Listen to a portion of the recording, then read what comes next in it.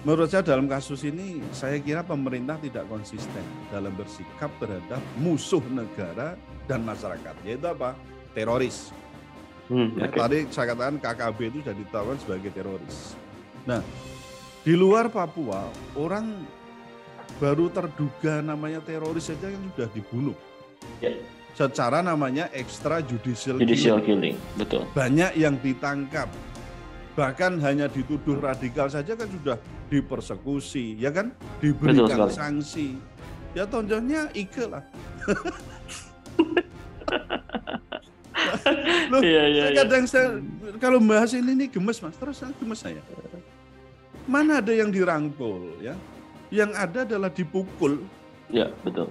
Sementara terorisme di Papua itu malah disikapi oleh Jenderal Dudung untuk dirangkul. Karena apa? Dianggap mereka itu saudara kita.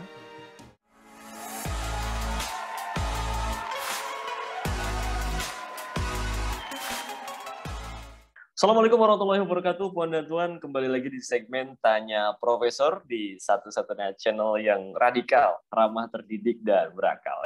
Channelnya Prof. Suteki. Dan di samping saya selalu ada ya Prof yang merah nih sekarang temanya, Prof. Membara soalnya. Assalamualaikum Prof. Suteki. Waalaikumsalam warahmatullahi wabarakatuh. Ya, Prof, kayaknya sesuai tema kita akan membahas tentang darah ya. Karena baru-baru ini ya kembali ya tragedi KKB Papua itu muncul lagi, Prof. Kali ini cukup banyak ya yang memakan korban penyerangan ini. Dan saya coba kutip satu berita dari FIFA ya, berjudul Sadis, KKB bacok dan tembak pendeta Elias Erbaye hingga tewas. Jadi pendeta juga kena. Seorang pendeta bernama Elias Erbaye meninggal dunia imbas penyerangan brutal kelompok kriminal bersenjata KKB di kampung Nanggoloi, distrik Kenyam, Kabupaten Duga, Papua pada Sabtu 16 Juli 2022.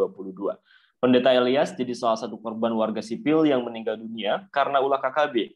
Komandan Korem 172 PWY Brigjen TNI JO Sembiring membenarkan pendeta Elias jadi salah satu korban.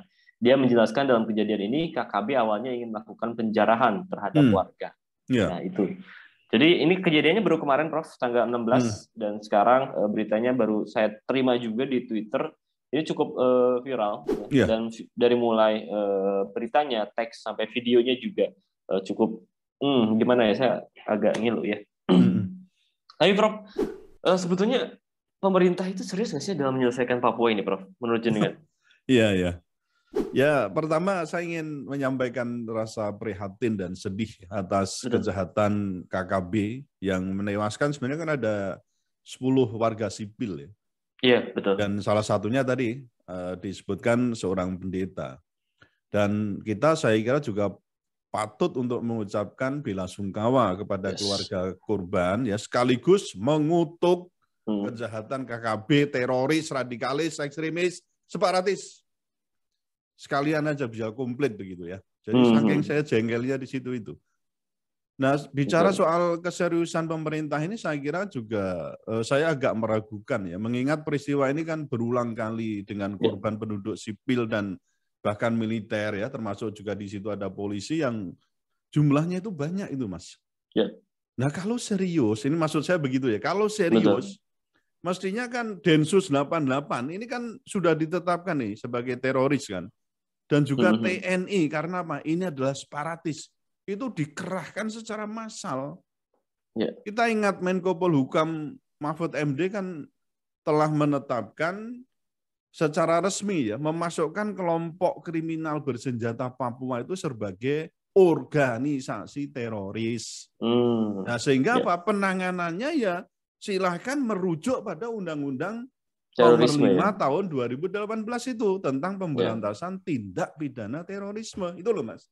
Betul. Namun sepengetahuan saya ini kan gerakan yang sifatnya TSM ya, maksudnya terstruktur, sistematis dan masif dari pemerintah ya, untuk memberantas KKB teroris ini belum sepenuhnya dilakukan secara serius.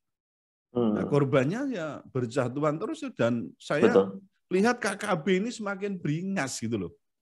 Nah, kalau semacam ini apakah ini betul sudah menunjukkan bahwa pemerintah itu secara serius untuk menangani, atau kalau saya mengatakan ya memberantas tindak pidana terorisme ini. Saya kok agak meragukan di sini.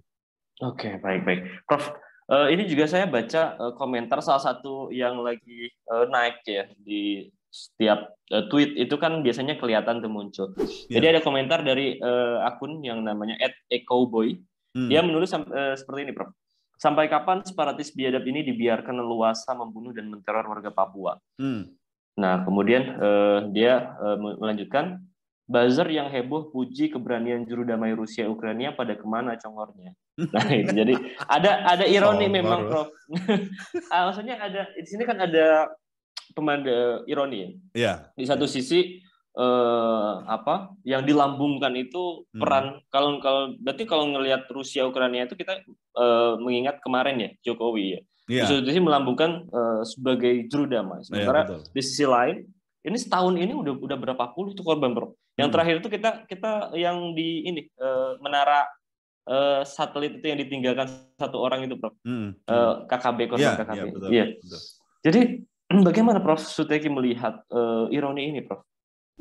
Saya sempat berseloroh ya waktu ada upaya pemerintah untuk menjadi juru damai peperangan antara Rusia dan Ukraina itu. Saya ya berselorohnya begini, lawang ngatasi peperangan dalam negeri ya, internal, artinya di situ ada konflik internal negara saja tidak, dalam hal ini pemerintah belum mampu gitu loh. Kok sok-sokan, ini banyak kan juga itu loh, kok sok-sokan mendamaikan dua negara yang notabene-nya luar negeri itu ya yang sedang berperang.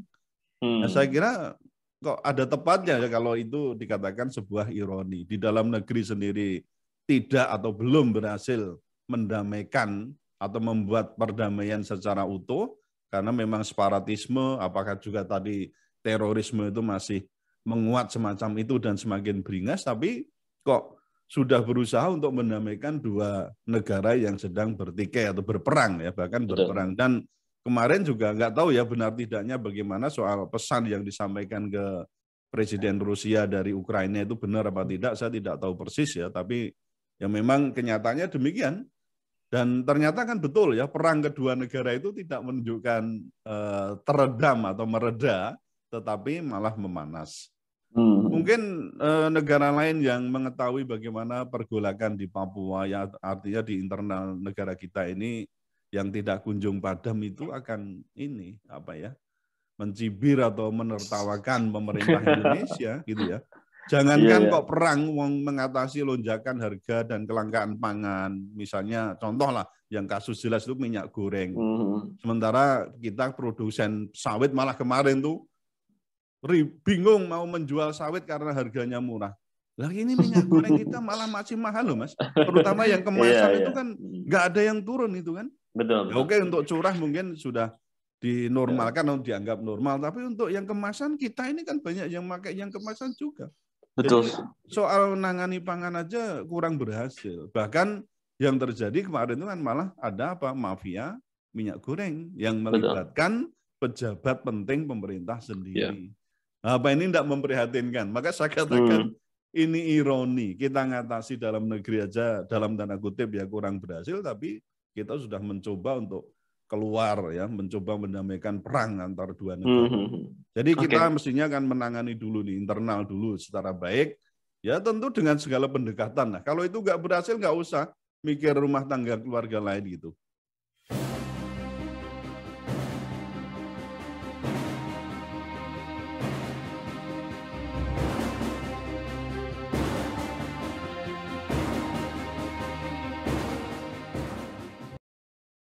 Iya, baik. Prof, saya kalau mengingat KKB itu juga kita ingat strategi dari Dudung, Prof ya. Jenderal Dudung. Kita kan dulu juga pernah membahas, Prof, strategi rangkulan Pak Dudung untuk KKB. Nah, ya. Dan di kasus ini sekarang terjadi 10 korban yang kemudian meninggal. Ini apakah masih relevan, Prof, rangkulan itu, Prof? Ya, banyak yang memuji ya soal Jenderal Dudung itu yang telah ya banyak prestasi, banyak macam-macam itulah. Tapi menurut saya dalam kasus ini, saya kira pemerintah tidak konsisten dalam bersikap terhadap musuh negara dan masyarakat, yaitu apa? Teroris. Ya, tadi saya katakan KKB itu sudah ditetapkan sebagai teroris. Nah, di luar Papua, orang baru terduga namanya teroris saja yang sudah dibunuh. Ya. Secara namanya extrajudicial killing. Betul. Banyak yang ditangkap. Bahkan hanya dituduh radikal saja kan sudah dipersekusi, ya kan? Diberikan sanksi. Ya contohnya Ike lah. Loh, kadang saya kalau bahas ini gemes Mas, terus gemes saya. Mana ada yang dirangkul ya? Yang ada adalah dipukul. Ya, betul. Sementara terorisme di Papua itu malah disikapi oleh Jenderal Dudung untuk dirangkul karena apa? Dianggap mereka itu saudara kita. Nah, kalau benar itu saudara kita, kenapa mereka membunuh? Yes. Mereka menciptakan teror gitu loh. Itu kan suatu hal yang saya kira antagonis di situ. Kita anggap saudara tapi mereka malah menyatakan perang, ya kan? Malah menyatakan akan semakin beringas, akan semakin melawan. Loh, itu namanya saudara. Ya terus terang dalam hal ini saya juga heran atas sikap pemerintah melalui, maaf ya ini TNI khususnya yang disuarakan oleh Jenderal Dudung ini. Nah mau dibawa kemana ini kewibawaan negara kita? Mana itu tekad NKRI harga mati itu di mana? Apakah itu hanya sekedar slogan, hanya sekedar lip service?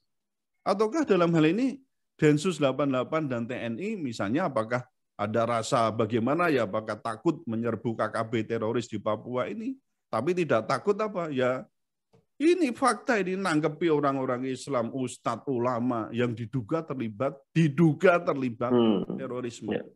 Menurut saya kan mestinya tidak begitu. Jadi Densus 88 dan TNI ini kita tantang ini. Bagaimana ini nangani yang teroris yang macam ini itu. Jadi harus imbang perilakunya itu. Kalau memang ini ditengarai diduga macam teroris sudah ditangkap, itu sudah jelas teroris. Sudah jelas tindakannya membunuh secara masif. Kalau saya katakan itu, kalau ini dibiarkan bukan hanya korban sipil, tapi bisa jadi juga militer juga sudah kan mulai ada korban dari situ. Loh kok mau kita biarkan? Negara manapun Mas, kalau di situ ada separatisme, apalagi itu diduga di situ sudah distempeli terorisme, habis itu. Ini kita masih membiarkan sampai kapan itu loh. Ya maaf ya, saya bukan ahli militer, tapi kalau kita lihat dari sisi ini kan, dari sisi hukum, dari sisi politik, saya kira ini memang harus segera dilakukan untuk pemberantasannya. Oke, baik. Prof, dalam pandangan jenengan sebagai seorang profesor hukum, sebetulnya langkah apa yang harusnya ditempuh pemerintah, Prof, untuk KKB ini? Pertama ini ya, saya kira harus segera dipetakan ya, istilahnya itu apa, mitigasi gitulah ya. Itu harus segera dipetakan segala kekuatan musuh KKB itu, wilayahnya, personilnya, senjatanya, rekanannya kalau ada gitu ya. Ini harus segera ada data yang pasti. Nah, mungkin pemerintah juga, kami sudah punya. Oke, silakan.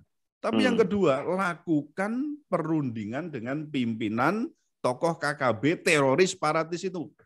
Dengan apa? Melibatkan juru damai. Nah, oke. Ini ada juru damai. Boleh kita itu meminta misalnya negara sahabat kita atau mungkin taruhlah yang terlibat dalam ASEAN lah. Bisa kita minta apakah Malaysia yang dekat dengan kita kan? Atau mungkin dengan kalau agak keluar sedikit mungkin kalau Australia kok agak sedikit tendensius ya. Saya nggak akan yakin, tapi mungkin bisa tetangga kita yang dekat kayak misalnya tadi saya sebut misalnya seperti Malaysia. Itu lebih dekat itu, dan ini harus melibatkan seluruh elemen terkait, itu yang kedua. Lalu yang ketiga, jika tidak bisa diajak damai, ya maka nyatakan perang terhadap KKB teroris itu. Itu yang ketiga. Lalu yang keempat, harus segera dilokalisir dan lokalisir dan serbu ya KKB teroris itu dengan menerjunkan Densus 88 dan pasukan TNI, apakah itu dari AL, dari AD, dari AU, ya itu meskipun ya laut kan tidak ada ya maksudnya, tapi kan bisa yang merapat kan di sekitar bagaimana. Betul. Maksudnya bisa dimanfaatkan, AL juga tidak harus di laut kan. Artinya daya tempurnya tetap bisa di darat laut ya. Jadi AL, AD, AU kerahkan. Jika perlu apa? Buka kesempatan warga sipil untuk menjadi sukarelawan perang. Dulu kan ada yang menawarkan tuh FPI dulu waktu belum dibubarkan tuh kan. Nah, sekarang jadi FPI baru kan, Persaudaraan Islam itu kan. Banser, Kokam, Pemuda Pancasila. Untuk apa? Untuk bergabung memerangi KKB teroris di Papua. Jika misalnya Densus 88 dan TNI itu merasa kurang personil. Saya kira banyak itu relawan, Mas. Nah, aku wedi saya tidak pernah dilatih untuk, saya takut untuk perang gitu.